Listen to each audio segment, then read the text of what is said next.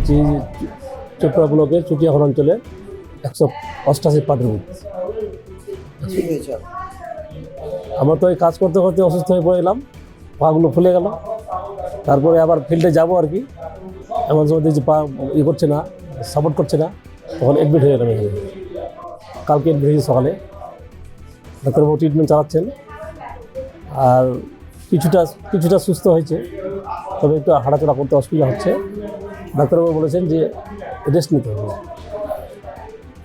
কাল থেকে মানে 2 দিন হলো।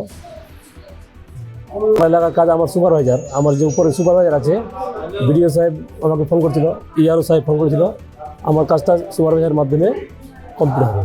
এখন আজকে উনি আবার গেছেন ওখানে কাজ করতে, যেগুলো কাজ করা বাকি আছে ফর্ম ওগুলো এখন কালেক্ট করছে, এবং উনি বাড়িতে বসে উনি করবেন না। অযথা আসবে কি? অযথা কেন আসবে? হয়তো আমাদের বয়স হয়েছে যে হয়তো হতে পারে আমার তো এখন 59 এজ, সামনে ফেব্রুয়ারি মাসে আমার রিটায়ারমেন্ট আছে।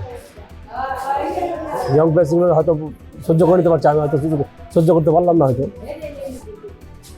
তবে যেগুলো আমার আছে দায়িত্ব বাকিগুলো আমি কাজ চালাচ্ছি, আর যেগুলো আমার কালেক্ট করা বাকি আছে সুপারভাইজারের মাধ্যমে ওগুলো কমপ্লিট হয়ে যাবে।